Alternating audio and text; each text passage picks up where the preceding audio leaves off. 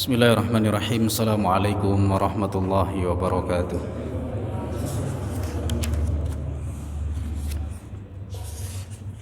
Innal hamdalillah nahmaduhu wa nasta'inuhu wa nastaghfiruh wa na'udzu billahi min shururi anfusina wa sayyiati a'malina. Man yahdihillahu fala mudilla lahu wa man yudlil fala hadiyalah. Ashhadu an la ilaha illallah wahdahu la syarika lah wa ashhadu anna Muhammadan abduhu wa rasuluhu la nabiyya wa la rasula ba'dah. Amma ba'd, fa ya rabbi zidni ilma warzuqni fahma. Rabbi shrah li sadri wa yassir li amri wahlul 'uqdatam min lisani yafqahu qawli. Subhanaka la ilma lana illa ma 'allamtana innaka antal alimul hakim.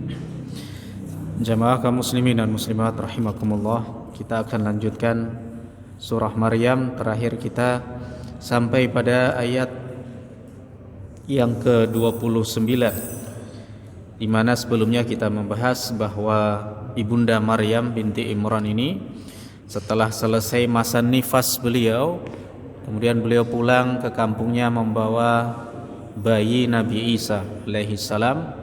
Kemudian dituduh oleh orang kampung ini sebagai wanita yang tidak baik-baik karena tidak mempunyai suami dan pulang membawa seorang anak bayi. Dan beliau saat itu juga sedang bernazar kepada Allah, yaitu untuk tidak berbicara kepada manusia. Maka beliau pun memberikan isyarat, fa asyarat ilaih, beliau memberikan isyarat, ya, dengan telunjuknya, ya, untuk memberitahu kepada orang-orang yang dari tadi ngomong yang macam-macam, nih ngomong sama dia. Jadi isyarat ini mengandung arti bicara sama dia ini. Fa asyarat ilaih. Ya, seperti Nabi Zakaria ketika beliau keluar dari mihrabnya, ayat atau semacam syarat yang Allah berikan bahwa tanda beliau ini akan segera diberikan momongan, yaitu Nabi Yahya. Beliau keluar dari mihrabnya dan memberikan isyarat kepada kaumnya untuk ansabbihu bukrata wa asyiyya, untuk bertasbih kepada Allah di waktu pagi dan juga di waktu petang. Nah, kemudian begitu juga dengan Maryam pun sebenarnya kejadian Nabi Isa dengan Nabi Yahya ya hampir-hampir mirip. Ya, ayatnya ini tidak boleh berbicara, ya. Hanya saja berbedanya kalau Nabi Yahya masih ada ayah dan ibunya, kemudian Nabi Isa hanya mempunyai seorang ibu saja. Maka manakala Maryam menunjukkan ke arah bayinya Nabi Isa alaihissalam, bayinya Isa, fa asyarat ilaihi qalu, orang-orang pun mengatakan, kaifa nukallimu man kana fil mahdi sabiyya, bagaimana bisa kami ini berbicara atau mengajak bicara. Jadi kata kallama yukallimu, kata kerja ini ada maf'ul bih, ada objeknya, siapa? Ngajak bicara. Gimana kami bisa mengajak bicara kepada seorang bayi yang masih berumur ya 40 hari, kalau kita habiskan masa nifas gitu kan, masih 40 hari. Dan dia masih bayi, masih di gendongan ibundanya. Maka seketika itu Nabi Isa yang waktu itu beliau masih berusia ya kurang lebih 40 hari tadi berucap, qala inni Abdullah. Ulama berbeda pendapat dengan ayat yang sebelumnya ketika Ibunda Maryam sedang berbaring bersandarkan pangkal pohon kurma. Fanadaha min tahtiha alla tahzani. Ini ulama berbeda pendapat, berbicara kepada Maryam, janganlah engkau bersedih hati. Qad ja'ala rabbuki tahtaki sariya, sungguh Tuhanmu telah menjadikan sungai kecil di bawahmu. Allah alirkan, ada mata air berupa sungai yang kecil di bawah kaki Maryam. Ini antara siapa yang bicara di sini, jangan bersedih hati, ya, makan dan minumlah dan bersenang, artinya bersukacitalah, jangan bersedih. Ini antara apakah dia Jibril ataukah Isa. Tapi menurut ulama mayoritas mengatakan ini Jibril, ya. Dan dikatakan barulah Isa ini berbicara, karena apa? Biasanya bayi yang masih kecil berbicara ini hanya pada satu momen saja, tidak dua momen, jamaah sekalian. Yang pernah saya sampaikan bayi, ya bayi siapa saja? Ada yang mengatakan riwayat 3 bayi. Ibnu Abbas mengatakan 4. Kalau kita tambahkan ada 5. Saya tambahkan ada riwayat di kitab di Sahih Muslim dan juga disebutkan oleh Imam An-Nawawi dalam kitab Riyadhus Shalihin, ya. Hadis yang ke-30 di mana yang pertama yang bisa berbicara itu adalah bayinya siapa? Nabi Isa alaihissalam. Nabi Isa bisa berbicara, qala inni Abdullah. Kemudian yang kedua adalah anak dari Masyitah, ya, ketika hendak dimasukkan ke dalam siksaan Fir'aun, anaknya berbicara, wahai ibuku, tetaplah engkau, ya, artinya engkau berada dalam kebenaran, jangan engkau takut. Kemudian bayi yang mengaku, ibunya ini mengaku ini hasil berzina dengan Juraij, ya.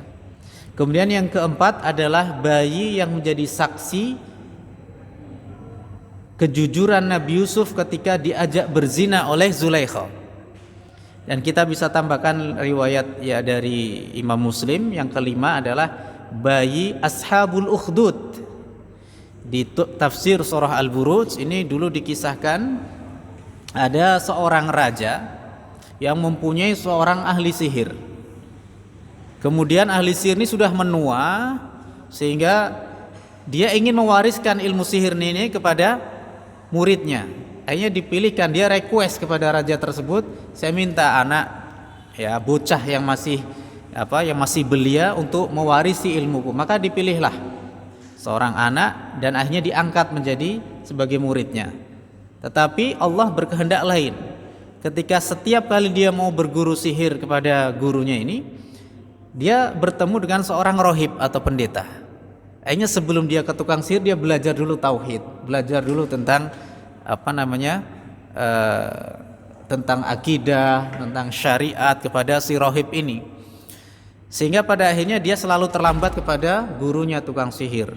Dan itu berkelanjutan terus, sehingga pada suatu ketika pemuda ini hendak dibunuh tapi selalu gagal. Jadi Allah yang menggagalkan, sampai pemuda ini mengatakan, kalau kau ingin membunuh saya, maka kau harus mengucap Bismillahi Rabbi hadzal gulam, dengan menyebut nama Allah, Tuhan pemuda ini, Tuhan anak ini. Maka benar pemuda ini diikat di pohon kurma, ya, disalib, kemudian dipanahkan, dipanah, ya, dan Al-Ghazali ini mengucap Bismillah Rabbi hadzal gulam. Maka terbunuhlah pemuda ini dan semua orang yang menyaksikan beriman.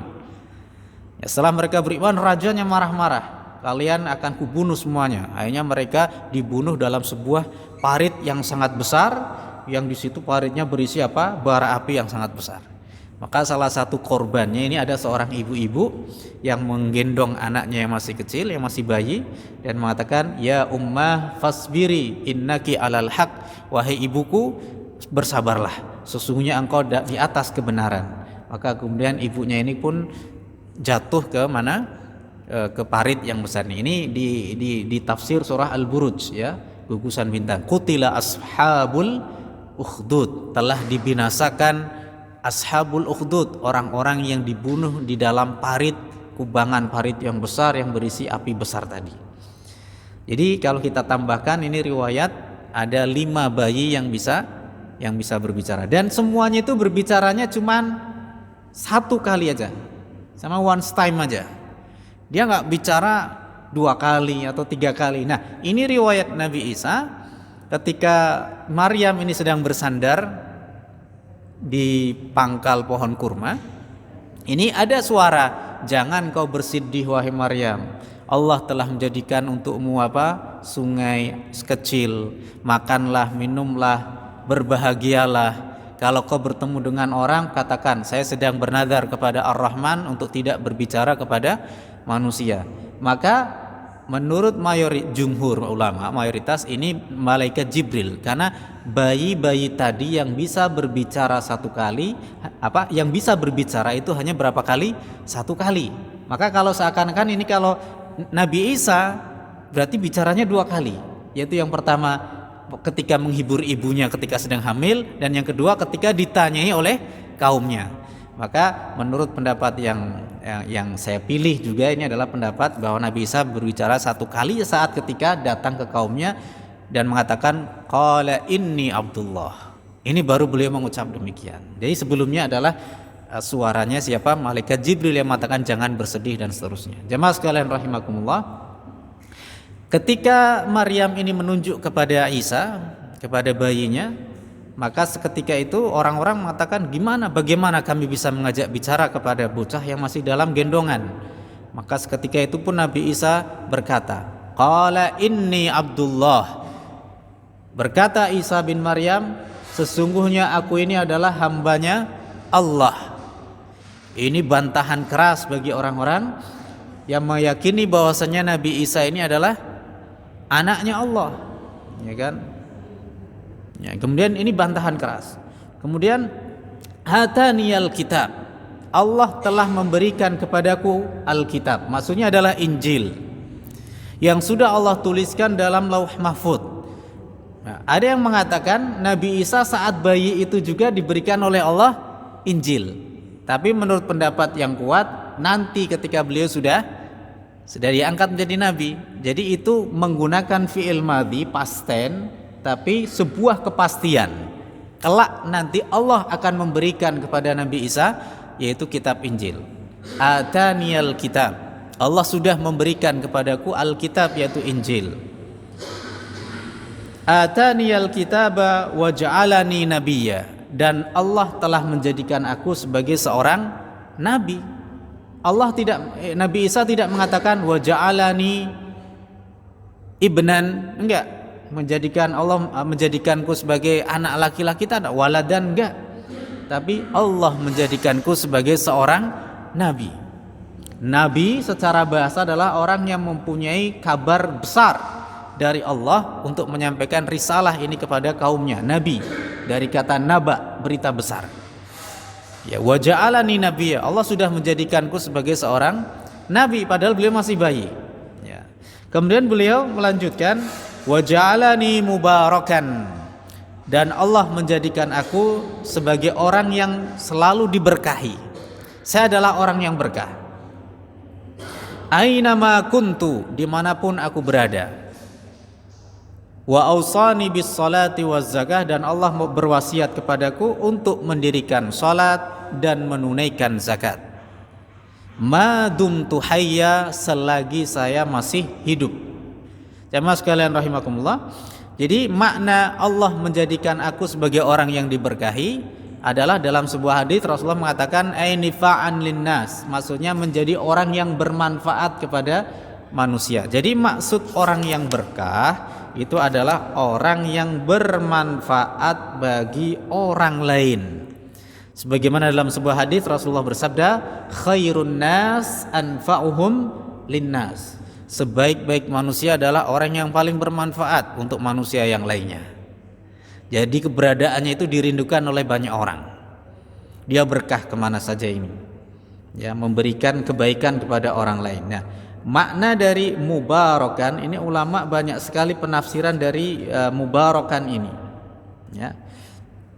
Ada yang mengatakan di sini adalah mubarakan yaitu az-ziyadatu wal ulu, yaitu orang yang mempunyai tambahan kebaikan, wal ulu ketinggian. Jadi derajatnya ini adalah Nabi Isa ini orang yang tinggi derajatnya, jelas. Ya. Ada juga yang mengatakan zaidan alian munajjihan atau munajjahan, orang yang selalu sukses. Ya. Wakila maknal mubarak an-nafa'lil ibad, maksudnya adalah orang yang bermanfaat bagi hamba yang lainnya. Ada yang mengatakan al-muallim lil khair, orang yang mengajar kebaikan. Jadi kita mengajar kebaikan ini termasuk orang yang berkah. Ada juga yang mengatakan al-amir bil ma'ruf wan nahi anil munkar, orang yang mengajak kepada ma'ruf dan mencegah daripada yang mungkar. Jadi intinya menjadi orang yang berkah adalah orang yang bermanfaat bagi orang lain, baik itu hartanya, baik itu ilmunya, baik itu tenaganya, semuanya ini bermanfaat bagi orang lain. Nah, ini makna dari berkah, wa ja'alani mubarakan. Dan Nabi Isa ini adalah orang yang sangat tawadhu. Ya, dikisahkan Nabi Isa ini nggak punya rumah. Beliau mau duduk di tanah, ya, ketika mengajarkan ini lesehan. Itu beliau ini sangat tawadhu sekali, sederhana sekali. Ya. Ini orang yang sangat tawadhu. Nah, kemudian di sini Allah mengatakan wa ja'alani mubarakan aina ma kuntu, dimanapun aku berada ini akan menjadi berkah bagi manusia yang lainnya. Wa ausani bis shalah, dan Allah berwasiat kepadaku untuk mendirikan salat. Waz zakah, dan juga membayar zakat. Ini ulama beda pendapat dengan makna zakat di sini. Pendapat yang pertama adalah zakat harta yang kita tahu. Pendapat yang kedua adalah zakat di sini mensucikan jiwanya. Dan kita tahu zakat secara bahasa itu artinya mensucikan, suci. Orang membayar zakat ini hakikatnya mensucikan harta yang dia miliki. Ya, supaya hartanya ini bersih, berkah, ini harus dikeluarkan zakatnya. Jadi zakat artinya suci. Kemudian makna yang lain, zakat yang dimaksud adalah zakat pensucian jiwa atau tazkiyatun nafs. Mensucikan jiwanya, akidahnya, imannya, kemudian mensucikan hatinya. Hanya saja ini kalau berbicara tentang zakat harta, Nabi Isa ini bukan orang yang kaya. Bagaimana mungkin beliau ini orang yang miskin kemudian beliau bisa membayar zakat harta? Ya. Ini ada ulama makanya mengatakan yang dimaksud zakat di sini adalah tazkiyatun nafas, yaitu mensucikan diri sendiri. Dan kita ini diperintahkan oleh Allah untuk mensucikan diri kita. Artinya kalau hati kita ini sudah bersih, ya, insya Allah yang lainnya akan bersih juga. Ya, di sini zakah makna zakat. Wa ausani bis salati waz zakati ma dumtu hayya, selagi saya masih hidup. Ya.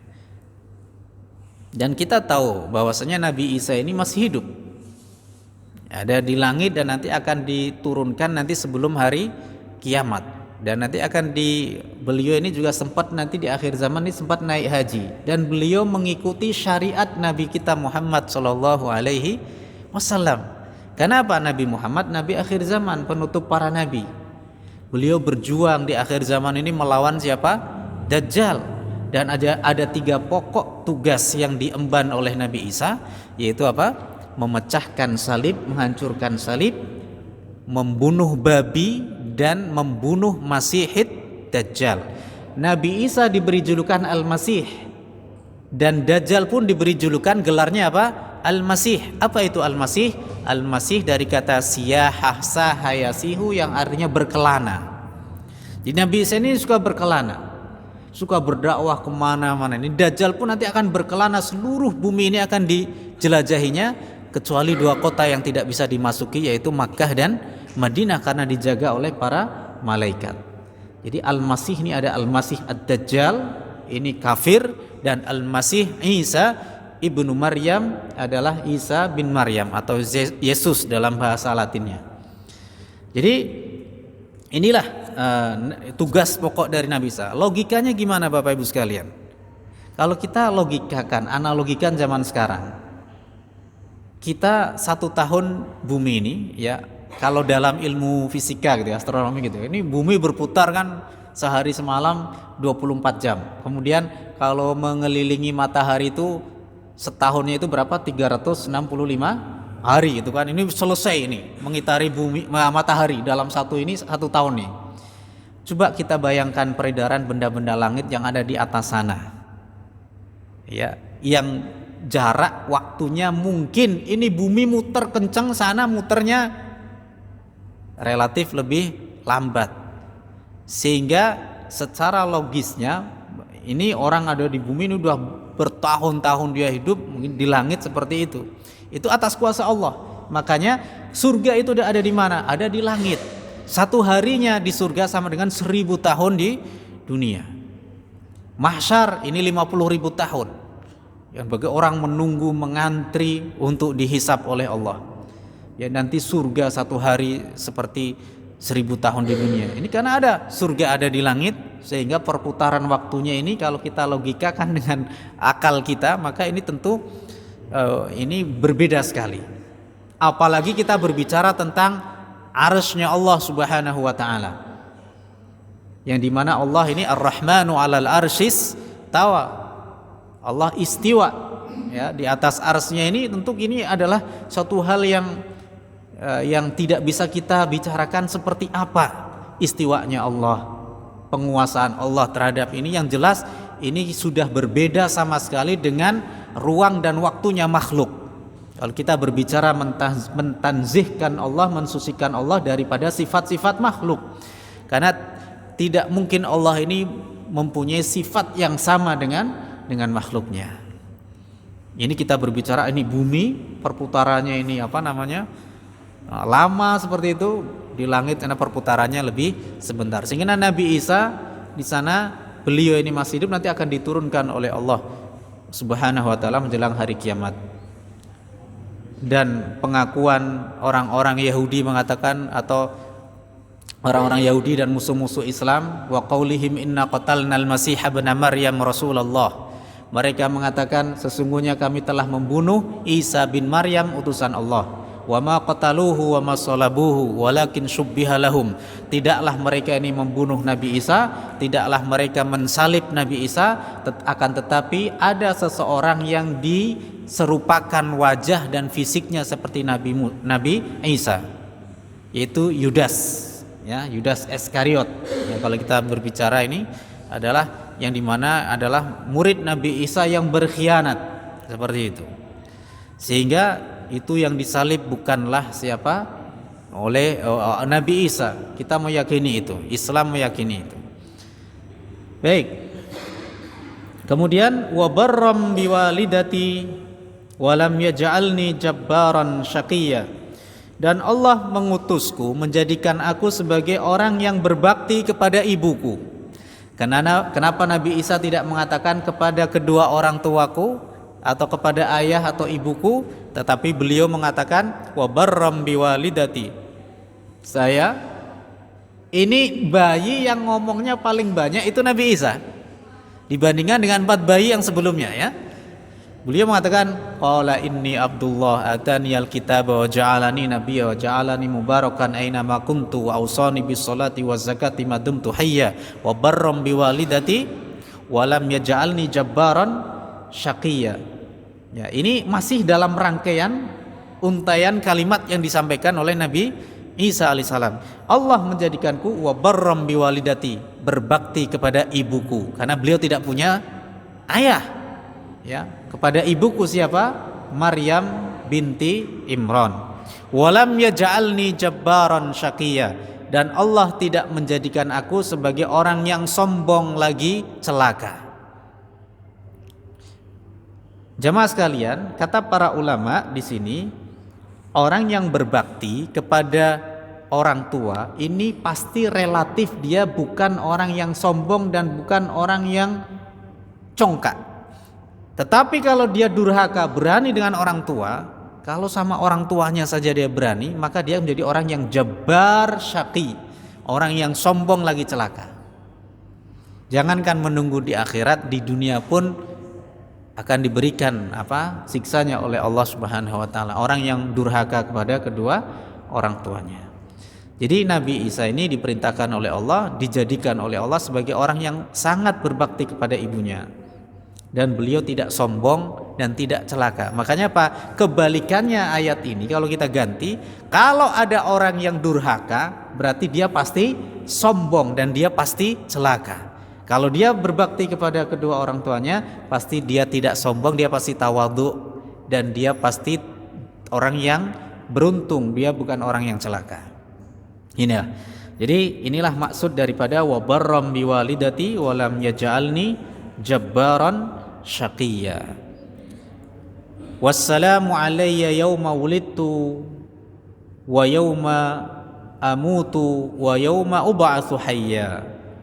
maka keselamatan atas diriku pada hari aku dilahirkan, pada hari aku mati, dan pada hari aku dibangkitkan dalam keadaan hidup. Jamaah sekalian rahimakumullah, ini ada kemiripan dengan ayat sebelumnya, yaitu Nabi Yahya ketika diberikan salam oleh Allah, wassalamun alaihi yauma wulida wa yauma yamutu wa yauma yub'atsu hayya. Hanya saja salam keselamatan, salam sejahtera yang Allah berikan kepada Nabi Zakaria itu salamnya dari Allah dengan menggunakan dhamir kata ganti dia. Keselamatan atasnya. Atas siapa? Yahya. Yauma wulida, pada hari Yahya ini dilahirkan, wa yauma yamutu, pada hari dia mati meninggal dunia, wa yauma yub'atsu hayya, dan pada hari ketika beliau dibangkitkan dalam keadaan hidup. Tetapi untuk Nabi Isa, beliau ini membaca salam dari Allah kemudian diucapkan oleh beliau sendiri. Ketika beliau masih bayi, inilah ditutup dengan ucapan wassalamu alayya yauma wulidtu, maka keselamatanlah atas diriku pada hari aku dilahirkan, pada hari aku mati, dan pada hari aku dibangkitkan dalam keadaan hidup. Jadi ini ada perbedaan, di mana kalau kita perhatikan salam untuk Nabi Yahya itu tidak menggunakan al, tapi salam untuk Nabi Isa pakai al. Nabi Yahya salamnya wassalamun, tidak ada asnya, tidak wassalamu. Tapi untuk Nabi Yahya apa? Wassalamun alaihi. Tapi Nabi Isa wassalamu. Ini beda, dalam bahasa Arab ini beda. Perbedaannya apa? Yang pertama salamun tidak pakai al, maka dibaca salamun, ini keselamatan. Tapi ini dalam kaidah bahasa Arab, ini dalam ilmu nahwu namanya nakirah. Isim nakirah ini isim yang masih abstrak, belum spesifik. Keselamatan, hanya keselamatan yang artinya belum dispesifikkan oleh Allah. Dan bisa saja keselamatan dalam satu ini, dalam waktu ini, atau mungkin tapi bukan selamat untuk yang urusan yang lainnya. Tapi kalau yang pakai al, wassalamu, isim ma'rifat, menunjukkan ini spesifikasi, ya, menunjukkan sesuatu yang spesifik, lebih detail, lebih jelas, dan ini mengandung kata istighraq, yaitu istighraq itu mencakup segala macam keselamatan. Makanya kalau kita ngucap orang assalamualaikum atau salamun alaikum, pasti kita kebanyakan ini lebih baiknya kita mengucapkan ada alnya. Berarti apa? Assalamualaikum, dan kita membalasnya jangan waalaikumsalam, jangan. Berarti itu keselamatan yang artinya belum mencakup semua keselamatan. Makanya kalau kita balas harus waalaikumsalam. Ini mencakup segala bentuk keselamatan. Masa kita memberikan salam mencakup segala bentuk keselamatan, yang jawab kok keselamatan yang tidak mencakup semuanya? Kan ini dirasakan kurang impas, ya kan, tidak fair dong, gitu kan. Makanya ini salamun alaikum, tapi kita mengucapnya bukan salamun alaikum tapi wassalamu alaikum. Jawabnya pun juga waalaikumsalam, ada alnya juga. Jangan waalaikumsalam, kalau waalaikumsalam nggak ada alnya salamnya. Jadi apa? Ini keselamatan yang diberikan, doa yang diberikan kepada orang yang kita berikan salam, itu ucapan salamnya waalaikumsalam. Ini keselamatan yang belum mencakup segala bentuk keselamatan. Makanya ucapnya harus waalaikumsalam. Itu. Ya. Jadi jemaah sekalian rahimakumullah, apa bedanya? Ada 3 hal, ya. Ini yang nanti akan kita bahas juga kaitannya. Kenapa keselamatan untuk Nabi Yahya ini kok tidak pakai al? Tidak mencakup seluruh keselamatan, tetapi Nabi Isa mencakup seluruh keselamatan. Wassalamu, ya kan? Nabi Yahya dilahirkan, beliau ini dalam keadaan selamat, sehat, bayi yang luar biasa, namanya langsung rekomendasi datangnya dari Allah Subhanahu wa taala. Dalam keadaan sehat. Manusia ada 3 fase di mana pingin dalam keadaan selamat semuanya. Yang pertama ketika dilahirkan, tidak diganggu jin, ya kan? Karena ada bayi yang diikutin jin terus. Saya katakan salah satu ikhtiar orang tua supaya anaknya ini tidak diganggu jin, salah satunya kalau bisa akikahkan segera, gitu kan? Kemudian diruqyah, dibacakan doa-doa oleh orang tuanya kan. Terus jangan dibawa kemana-mana kalau mau maghrib. Kadang ada orang nggak tahu nih, mentang-mentang sayang sama cucu, mentang sayang sama anak, ini mau maghrib naik ini muter-muter kan. Ini udah kebiasaan ini jangan, kasihan anaknya ini. Karena ada setan namanya Ummus Sibyan, ibunya anak-anak artinya. Jadi Ummus Sibyan ini setan perempuan, setan wanita ini suka sama anak-anak. Kalau bahasa orang Jawa apa? Wewe gitu kan. Ini bahasa Jawanya orang Jawa, wewe gombel gitu kan. Ini Ummus Sibyan bahasa Arabnya ini. Rasul mengatakan Ummus Sibyan, ada jin namanya Ummus Sibyan. Jadi suka sama anak-anak. Ini makanya orang pingin ketika lahir dalam keadaan selamat, artinya dijaga oleh Allah, sehat, tidak cacat. Ini fase keselamatan yang kita harapkan dari Allah. Yang kedua apa? Ketika mati. Kenapa kita mati ini pingin selamat? Pingin kita mati dalam keadaan husnul khotimah. Berapa banyak orang yang ketika hidupnya mungkin dia melakukan ibadah, sholat, tapi ketika meninggal dunia tidak sedikit kemudian mereka ini dalam keadaan su'ul khotimah, na'udzubillah. Ya, makanya kita ingin lahir dalam keadaan selamat, penjagaan Allah, kemudian meninggal pun dalam keadaan selamat. Maksudnya apa? Mati dalam keadaan yang artinya meninggal husnul khotimah, meninggal tetap iman Islamnya, seperti itu. Dan mungkin tidak merepotkan ahli waris lah, bahasanya seperti itu.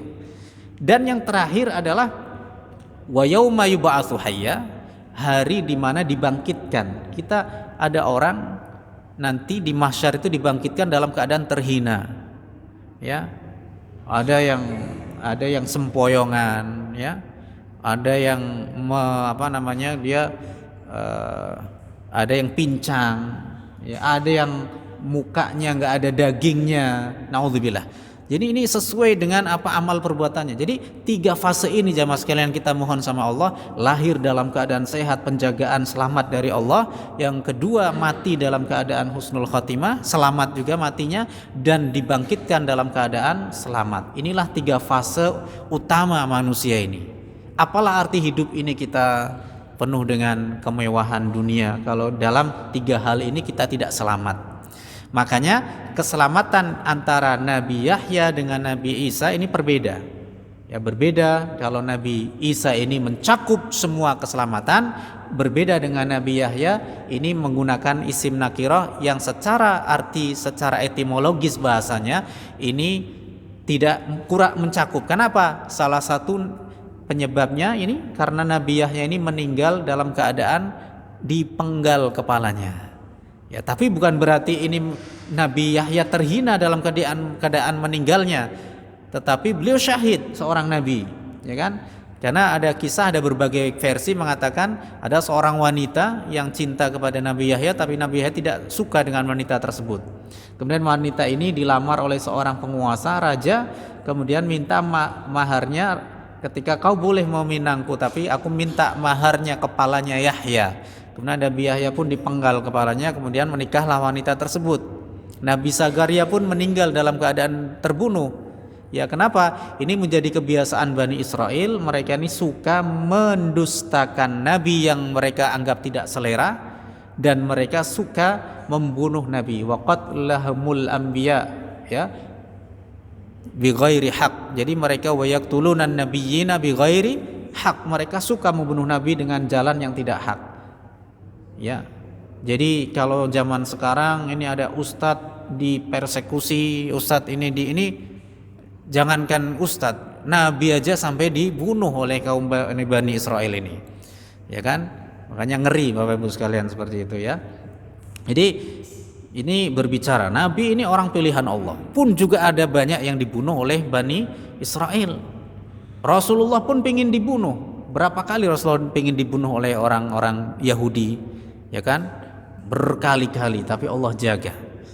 Ya kan, ada sebagian nabi yang meninggal dalam keadaan dibunuh oleh kaumnya. Sedangkan Nabi Isa ini beliau tidak dibunuh, meninggalnya tidak dalam keadaan dibunuh. Ini sebagai keselamatan yang mencakup segala keselamatan yang didapatkan oleh Nabi Isa. Tidak seperti yang diyakini oleh orang Yahudi dan orang Nasrani yang mengatakan Nabi Isa mati dalam keadaan disalib. sebagai penebus dosa para pengikutnya seperti yang diyakini oleh orang-orang Nasrani. Tidak seperti itu. Allah barrafa'ahullahu ilaihi, akan tetapi Allah mengangkat Nabi Isa ini kepadanya. Wa kana Allahu azizan hakima, dan adalah Allah zat yang maha perkasa lagi maha bijaksana. Jadi Allah angkat Nabi Isa ini ke langit. Tidak seperti yang diyakini oleh siapa? Orang Kristen, orang Nasrani yang meyakini bahwa Nabi Isa ini, Yesus ini mati di tiang salib, kemudian setelah itu dikuburkan, kemudian berapa hari kematiannya kemudian naik ke langit. Tidak seperti itu. Ya, tetapi kita meyakini bahwa Nabi Isa dihidupkan, artinya diselamatkan oleh Allah dan tidak dibunuh dan disalib oleh orang-orang. Baiklah jamaah sekalian rahimakumullah, itulah perbedaan antara keselamatan antara Nabi Isa dengan Nabi Yahya. Jadi Nabi Isa diselamatkan oleh Allah dalam keadaan lahir, dalam keadaan meninggal dunia, dan dalam keadaan nanti dibangkitkan oleh Allah. Begitu juga dengan Nabi Yahya. Hanya saja memang kalau kita berbicara wafatnya Nabi Yahya ini adalah termasuk beliau ini yang dibunuh oleh kaumnya.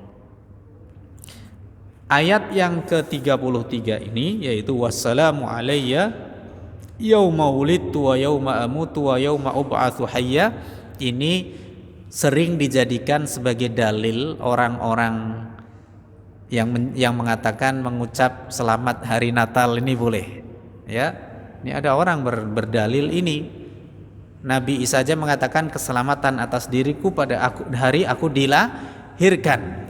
Padahal sebenarnya Nabi Isa dilahirkan bukan di musim dingin seperti yang mereka yakini ini kan. Sehingga ini dijadikan sebagai dalil, dan ini dalil yang artinya orang yang berdalil tapi tidak sesuai dengan maksudnya. Ini mereka salah ini berdalil ketika mengatakan boleh mengucapkan selamat Natal ini dengan berdalil pada surat Maryam ayat ke-33. Ini tidak dibenarkan ya.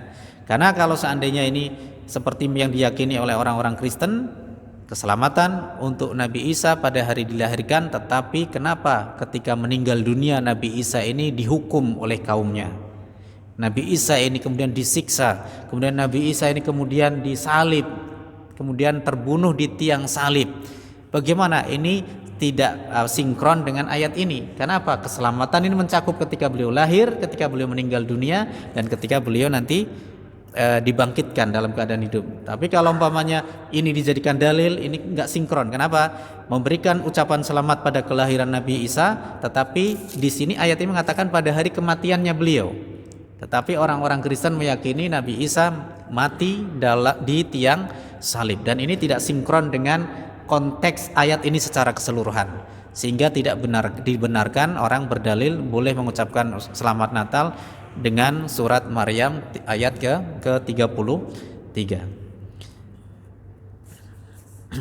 Jamaah sekalian rahimakumullah, itulah perbedaan antara keselamatan yang Allah berikan kepada Nabiullah Isa dengan Nabiullah Yahya alaihi wassalam. Sehingga menjadi jangan sampai lagi ya kita umpamanya Assalamualaikum kita menjawabnya Waalaikumsalam. Mulai sekarang kita rubah, yang masih Waalaikumsalam jangan Waalaikumsalam, tetap Waalaikumsalam. Kita berikan keselamatan yang mencakup segala bentuk keselamatan.